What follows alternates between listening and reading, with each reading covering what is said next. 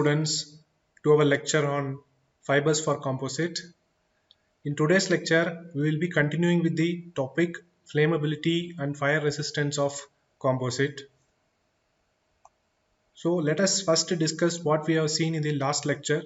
We have discussed about what is meant by burning process. Burning is a thermo-oxidative process. It is an exothermic process.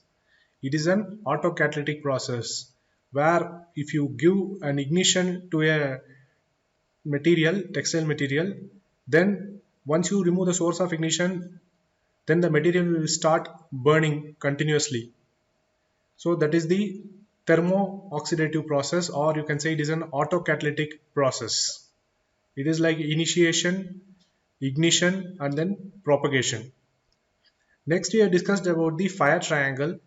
Fire triangle in which the three things are involved. One is the fuel, then next is the source, which is the oxygen source which you give, and through the help of oxygen, and once you give us some spark to the textile material, it will start giving the flame, and finally it will produce the heat. This we have seen. And the thing is, in order to provide the flame retardancy, you have to disrupt the fire triangle. Either you have to cut down the oxygen supply, or you have to the heat that is generated should not again come back to the fuel. This should you should ensure, so that you can get the flame retardancy.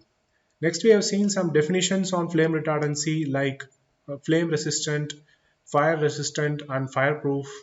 Then we moved on to discuss about mechanisms of flame retardancy, like condensed phase flame retardancy, gas phase or vapor phase flame retardancy. And then we have seen about synergism and antagonism, that is phosphorus and nitrogen, if it is combined, how synergistically it gives the result.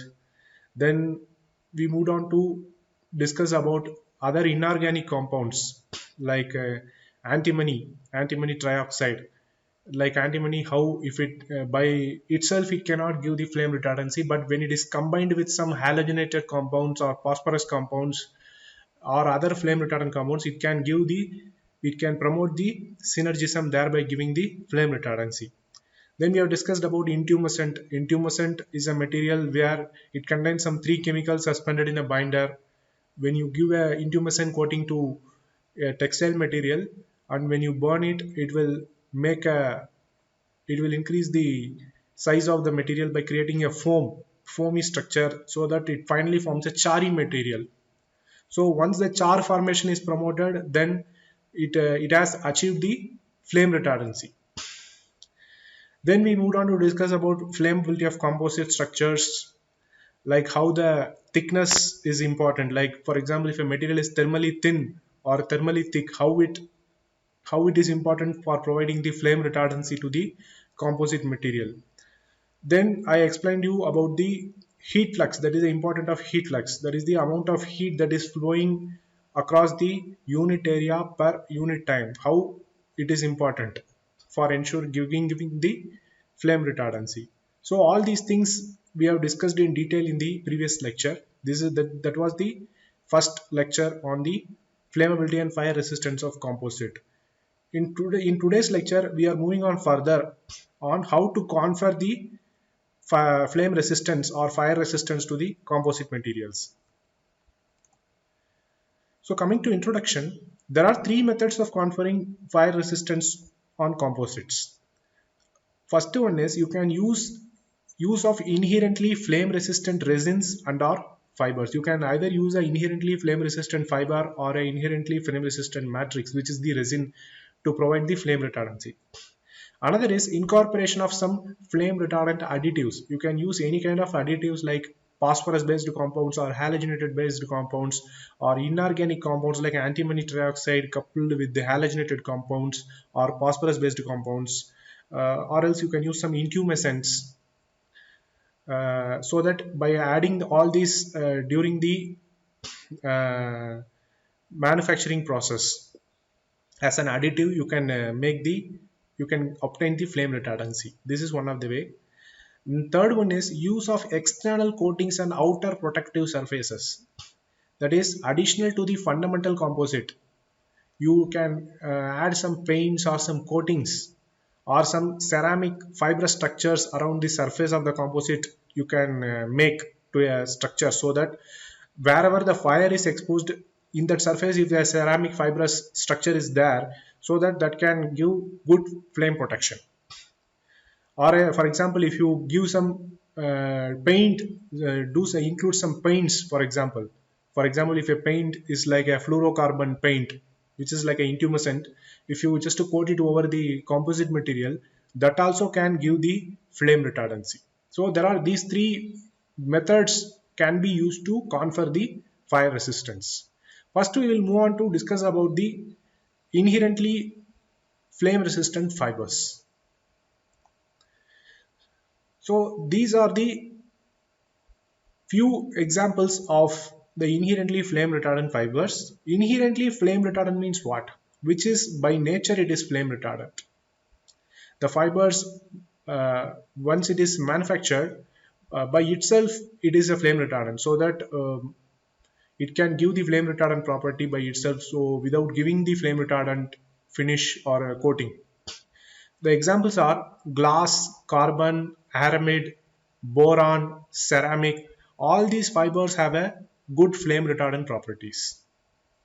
So fibers means in fibrous arrays can be in any form, like it is can be in the form of a woven or a non-woven cloth, or it can be in layers like a multiple layers.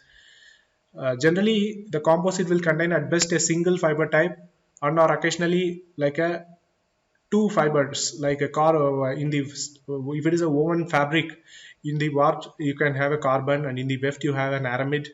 Or if it is a discontinuous fiber, you can have a chopped fibers, which is about 30 to 50 millimeter long, distributed in a random manner in a plane and held together with a resin binder. If you want to use it in a discontinuous fiber, or if you want to use a pre-preg, that also is possible. Both the toes and cloths can be pre-impregnated with a resin process, then used as a pre-preg during the composite manufacture. So these are the different ways of how you can use the fiber when you want to make a composite that contains the inherently flame retardant fibers. The fibers can be in any form that you can use. So now we'll move on to discuss about each and every fiber. So here you can see the table 1, which shows the properties of those most commonly used fibers that are used for the composites. There may be other fibers also apart from this that can be used for the composite, but the main ones are described here. You can see here E-glass, S-glass, carbon, para-aramids, boron, UHMWPE, and then alumina. We will see each and every fiber now. First we will move on to discuss about the basic and important fiber, which is the glass. Hope you know very well how the glass fiber is manufactured. There you will take some various types of silica and other fluxing agents, and then you will melt it, and then once you melt it, you will just pull it continuously through some orifices, and then you will give some size or a spin finish, and then you will extrude the glass filaments. So there are various types of glass fibers like AR glass, S glass, E glass. Like S glass means which is strong, E glass means which is electrical resistant, and C glass means which is chemically resistant. All these you may be knowing, so I do not want to elaborate much on the manufacturing or the advantages or application part. So I will discuss mainly on the how is its effect in the flame. So when you heat the glass fiber, while they are flame resistant in respect of their not supporting the combustion, you can be seeing glass fibers wherever it is used. For example, if you take a glass beaker, and if you can use you can keep any water or any chemical, and if you keep it in fire for a long time, it does not burn easily. It has a reasonable good chemical resistance and also flame resistance. But there are some disadvantages also associated with the glass fiber. Means up to 500 degrees it is somewhat stable, but when you increase the temperature above 500 degrees, at around, say for example 700 degrees, if the temperature gets increased, then it reaches its glass transition temperature, which is the second order temperature, where the glass fiber transforms from glassy state to the rubbery state.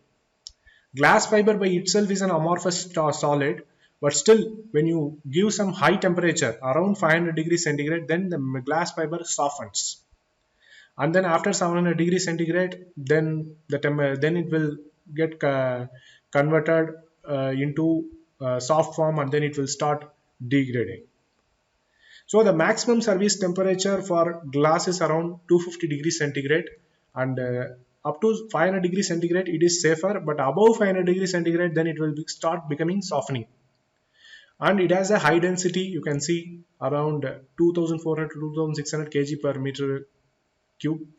Then it has a good tensile strength and stiffness also. So E glass and S glass can be used in various type of composite materials.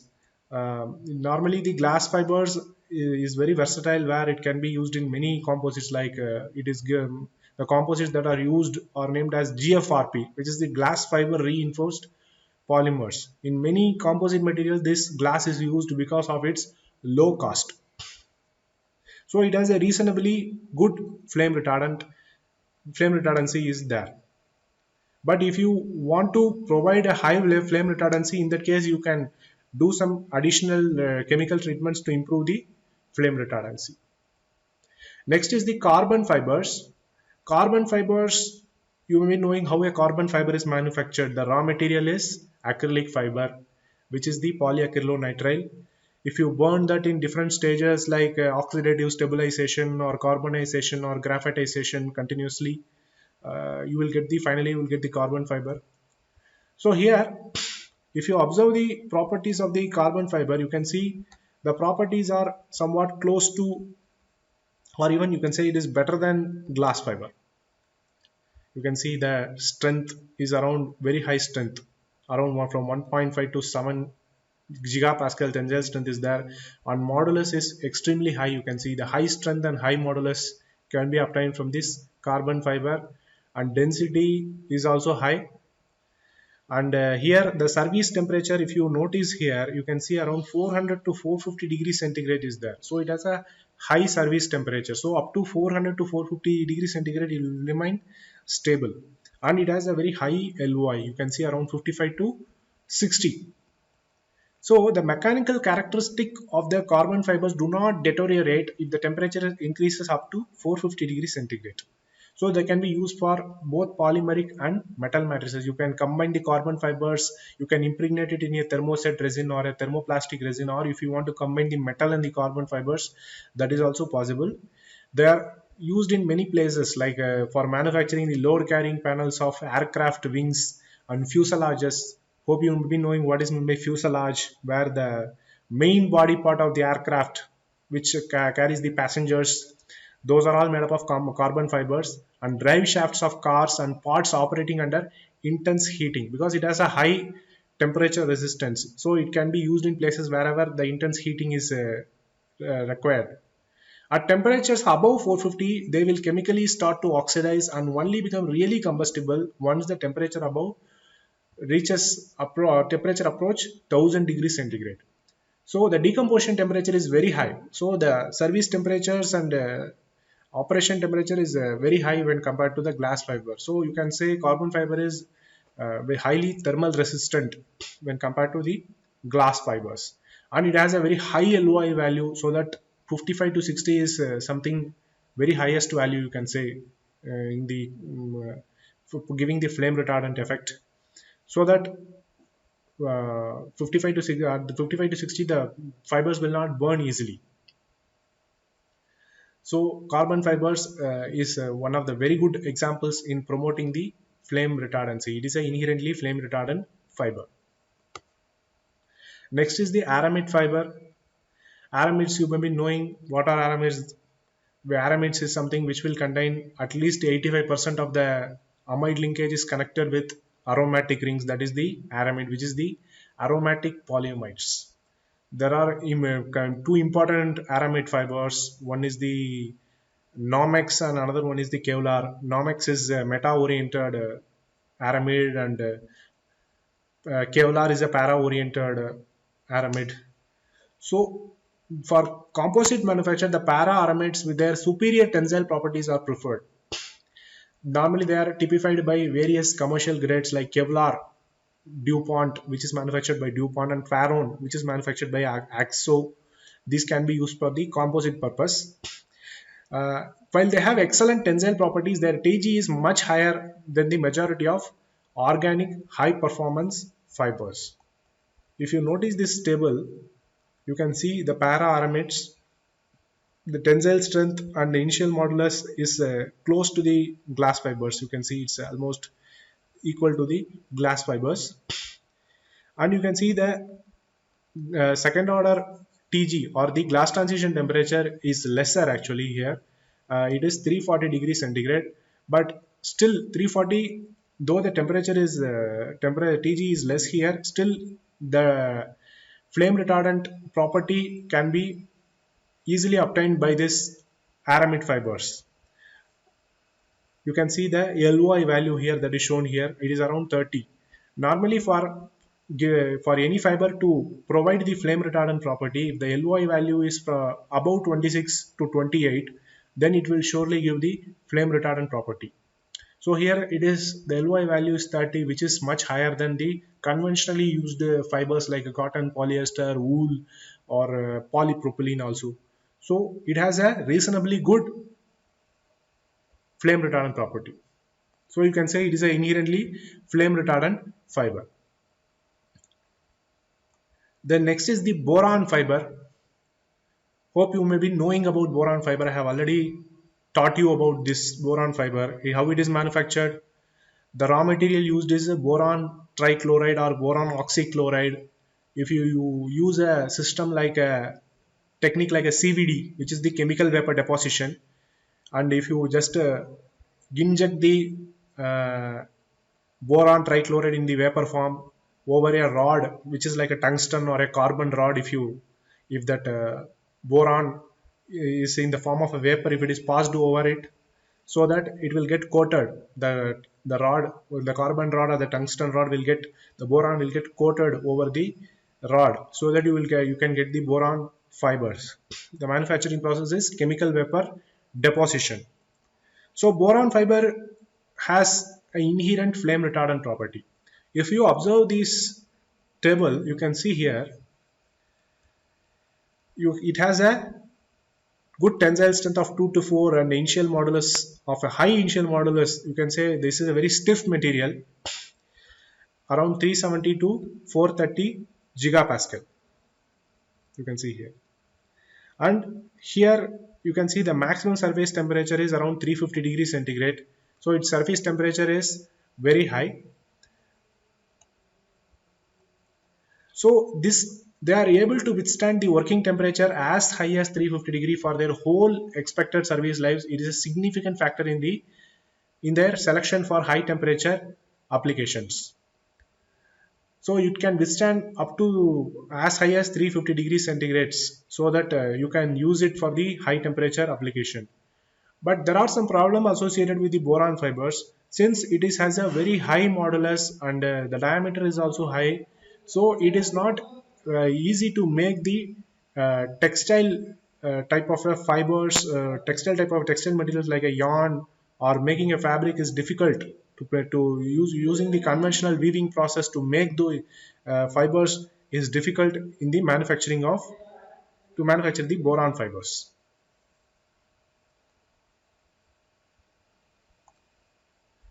Next is the polyethylene fibers. This polyethylene means the best example is the UHMWPE, which is the ultra high modulus polyethylene. You can see its properties here. UHMWPE, it has a less tensile strength when compared with the other fibers, and modulus is reasonably good. You can see around 70. And coming down to the second order or the TG, the TG value is very less here, around, say, you can see 50 degrees centigrade, and maximum service temperature is 100 degrees centigrade, and the LOI value is very less, like 18 to 19. So this contains hydrocarbon chains. Though there are no water absorbing groups present in the polyethylene, it contains mainly the hydrocarbon chains around the structure. They are chemically inert fibers, but they burn typically like any hydrocarbon material.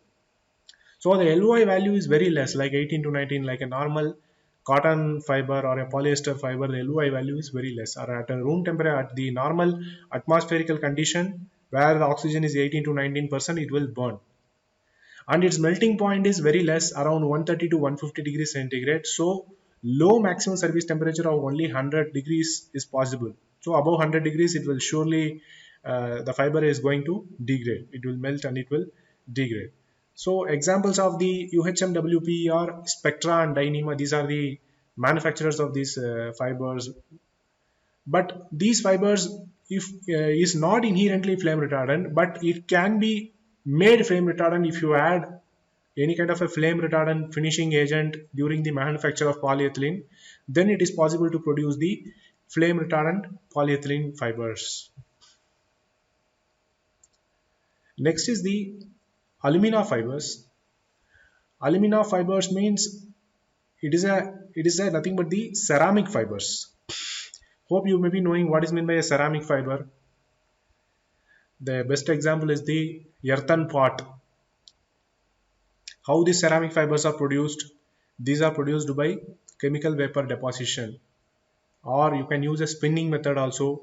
There are some three types of alumina fibers and the silica alumina fibers and alumina silica fibers. There are various types of ceramic materials are there, and these fibers are very strong and are resistant to temperature as high as 900 to 1000 degrees centigrade. So they can offer the greatest resistance of all used in the composite market. You can see the properties. The alumina is shown here. You can see the diameter is less, around say 10 to 20 here, and then tensile strength is less when compared to other fibers. But here the disadvantages with the ceramic fiber is it is a brittle fiber. It will break. That is why it is mostly used in the refractory kind of a place where the flame resistance is highly required. But its stiffness is very high, around 310. And here this fiber also is difficult to make use it in the conventional textile, making the conventional textile material like a yarn or a fabric. It is difficult, like similar to boron fibers. This fiber also is used to making the textile form like a yarn or fabric is difficult because processability, because of high diameter and stiffness is also very high. So processing this fiber will be difficult. But these fibers can be used in other forms also. You can use it in other forms like a non-woven or some other chopped strands can be made and converted into prepregs or other type of wet laid non-woven or other type of mats can be used. Ceramic mats can be used, so that those can be used for making the composite manufacture. If you want to make a composite where the surface is exposed to if you want to expose it to a high temperature, in the case you can use a ceramic coating also.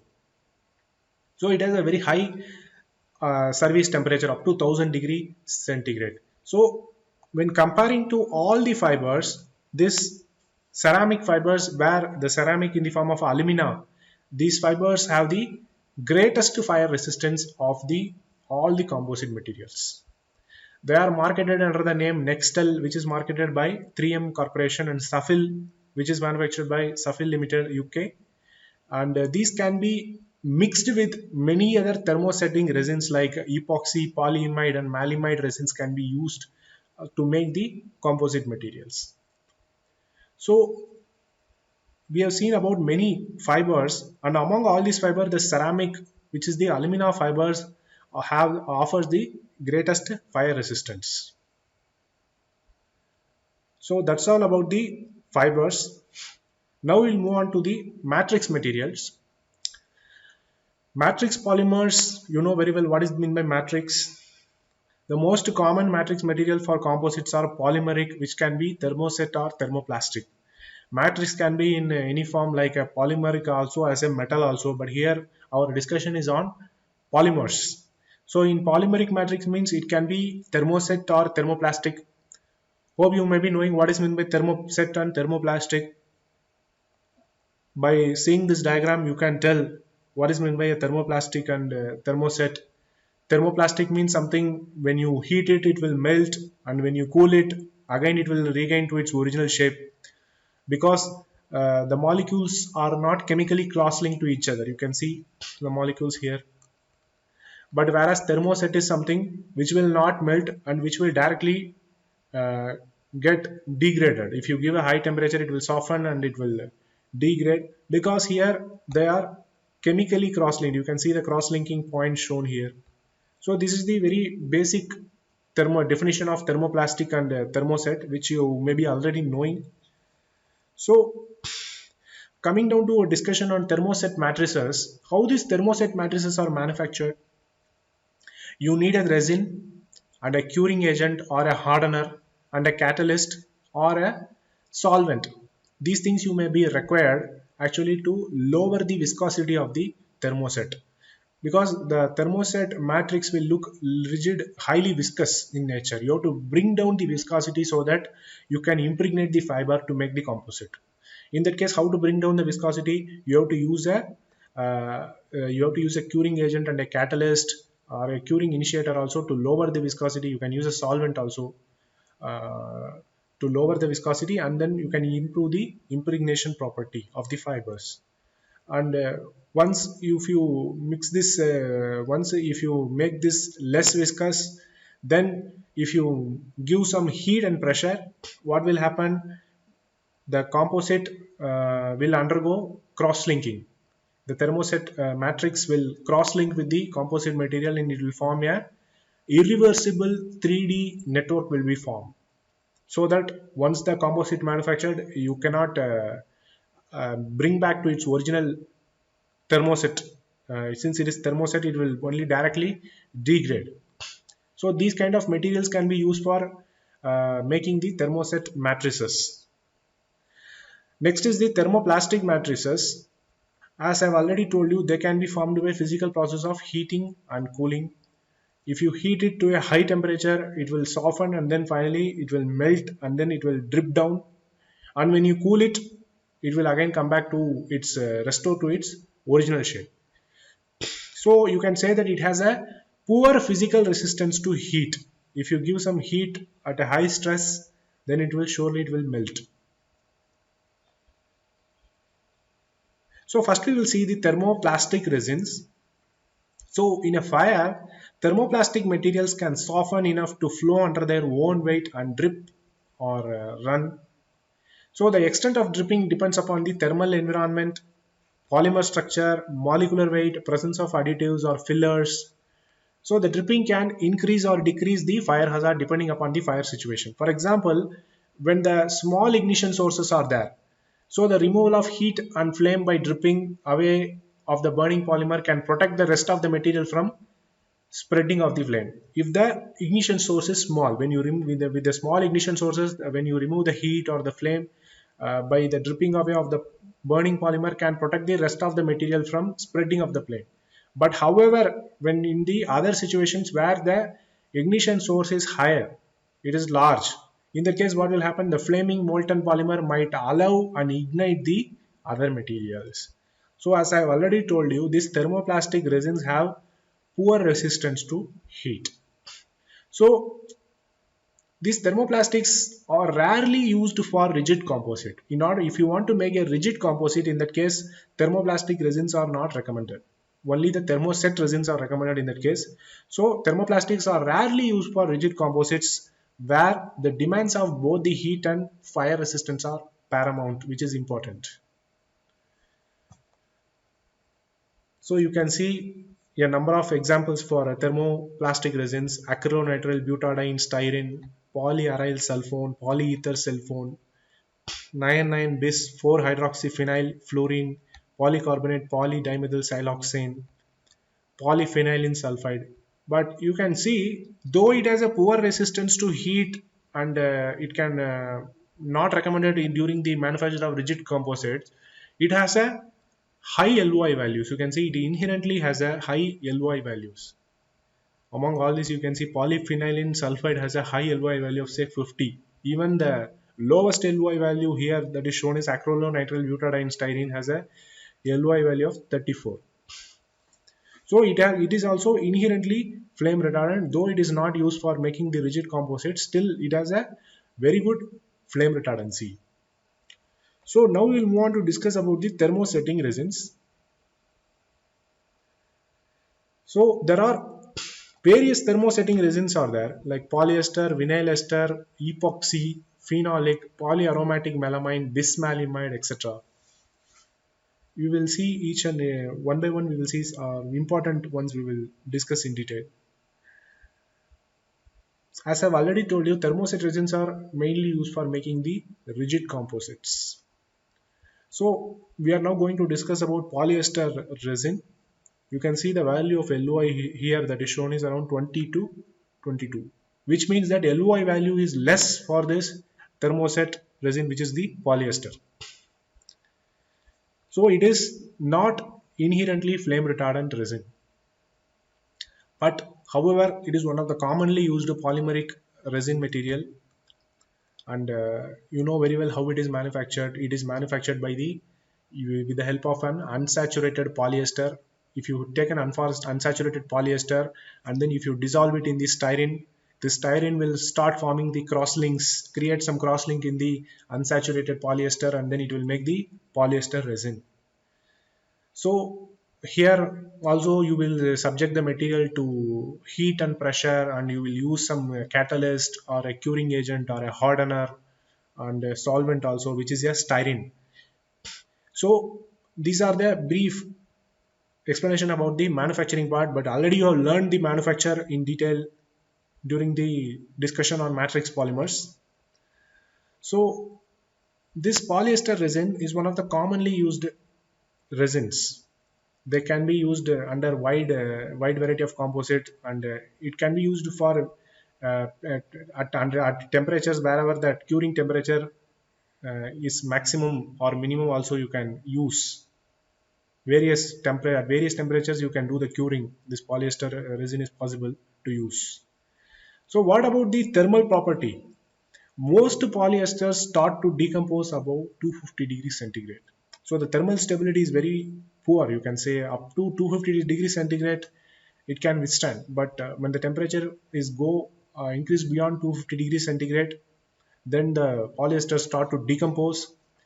But whereas the main step of weight loss occurs between 300 and 400 degrees centigrade. When the temperature increases more than 300 to 400 degree, the weight loss start occurring. For example, you can see here this is the polyester resin and this is the styrene moiety. This is styrene is the one which is the solvent to dissolve the polyester, so that the polyester chain contains this styrene links, actually cross links in between the unsaturated polyester. So once you subject the polyester resin to a high temperature, so what will happen during the thermal decomposition? Polystyrene links, cross links start to decompose first, and styrene is volatilized. This styrene is a volatilized, it is a volatile material. So that once you subject the polyester to the high temperature like 250 degrees centigrade or above 250 degrees centigrade, you can see here the styrene gets separated out. It is volatile substance, so that gets evaporated. So once it evaporates, what will happen? The crosslinks will start breaking. Those the crosslink will decompose. You can see here, this is the styrene.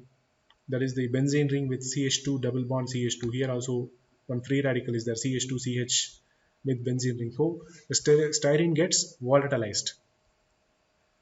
So the linear polyester portion undergoes scission reaction similar to thermoplastic polyesters and undergoing decarbonylation, decarboxylation, or splitting of methylacetylene. So you remember in the previous lecture I have explained you about when you heat the fiber, what are the processes that take place. The first process is the endothermic reaction, where when you heat the fiber it undergoes a process called pyrolysis. In the pyrolysis process, what will happen? The flammable gases are produced, the tarry products are produced, charry products are produced, and some non-flammable gases are also produced, and which on further heating with the help of oxygen produces the combustion reactions where it will produce the flame.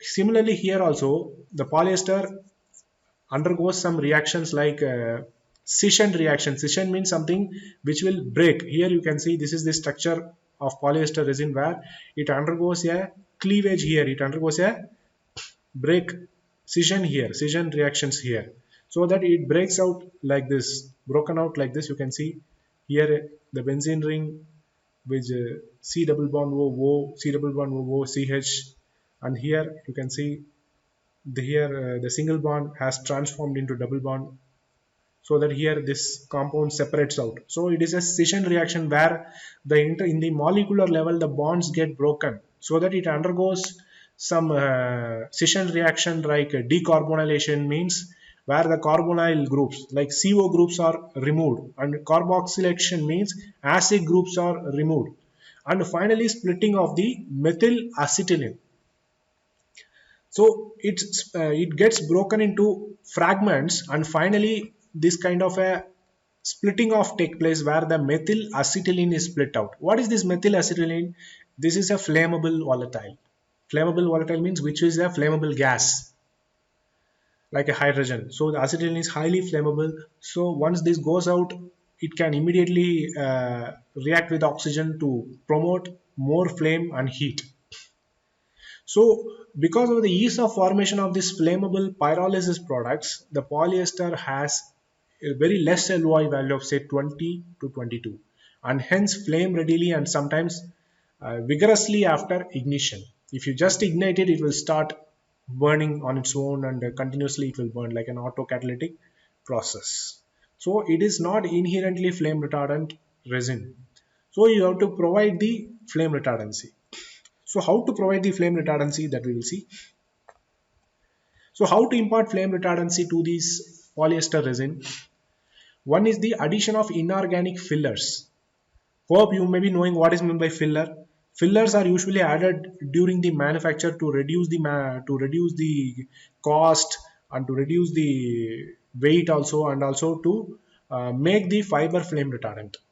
You can add any kind of a inorganic filler like an antimony trioxide. Normally this antimony trioxide is seldom used alone, it is used along with some phosphorus or halogenated composition. You can use a halogenated composition, or you can use a hydrated alumina composition. You can mix this with any kind of a flame retardant chemical. Antimony trioxide can be mixed with other flame retardant chemicals to promote the synergism, so that it gives good flame retardancy. This is the way where during the thermoset manufacture itself you can impart the flame retardancy. Or else you can add other organic flame retardants like phosphorus. You can use phosphorus based flame retardants like condensed, which work under condensed or solid phase, that you can use. Many phosphorus based compounds are there that can be used. Or you can use halogens like chlorine, bromine, iodine can be used. Chlorine and bromine are mostly used where various brominated products are there that can be used. This is how you can do the flame retardancy. Other methods are chemical modification of the monomer component. For example, whatever monomers that you are used for manufacturing this polyester resin, that monomer structure can be modified. For example, chemical modification of the acid, alcohol, or unsaturated monomer component. This is one of the recommended method to provide the flame retardancy. You can modify the acid, alcohol, or unsaturated monomer component of the polyester resin, so that you will obtain the flame retardancy. Or else finally you can chemically combine the organometallic compounds with the resin, so that once you combine the organometallic compounds, that also can provide the flame retardancy. So these are the various ways in which you can impart the flame retardancy to the polyester resin. So what we have learned today, we have learned about various methods of conferring flame retardancy, flame resistance. You can see the use of inherently flame retardant fibers or flame resistant fibers, or you can use some different can use additives, flame retardant additives like a halogenated compounds or a phosphorus based compounds you can use. Or else you can use some external coatings or paints can be used like an intumescence you can use. Or you can use some ceramic fiber structures. You can cover the composite, the surface can be coated with a ceramic type of structures can be used, so that can give the flame resistance. There are various ways you can use, methods you can use to give the flame resistance. Then we have discussed about the inherently flame retardant fibers. Inherently flame retardant means which is by its nature it is flame retardant. When the fiber is manufactured, the fiber may not require the flame retardant finishing or coating. By its nature itself, it is flame retardant. So we have discussed a number of flame retardant fibers like glass, carbon, then ceramic, boron, then aramids. We have discussed some number of fibers and its flame retardant properties like LOI and some service temperatures also we have seen. And then we move on to discuss about matrix materials, about what is thermoplastic and thermoset, which you may be already knowing. And we have seen about the its thermal property of a thermoplastic resins and its a disadvantage and how why it cannot be used for rigid composites, and why thermoset can be used for making the rigid composites. And we have seen in the thermoset resins, we have seen about one resin which is the polyester resin in detail, how it is not inherently flame retardant. It is easily vulnerable to flame, and how it can be how it undergoes some scission reactions, and how the styrene gets volatilized to so that it is easily can undergo pyrolysis reaction and produce some flammable volatiles. And finally, we have seen how it can be given flame retardancy, how the flame retardancy can be imparted. So these all things we have discussed today. In our next lecture, we will discuss on further discussion on the other types of resins like epoxy and other types of resins we will discuss. So that's all for today. We have come to the end of the lecture. I hope you must have understood about this inherently flame retardant fibers and some matrix polymers. So thanks for listening. Have a nice day.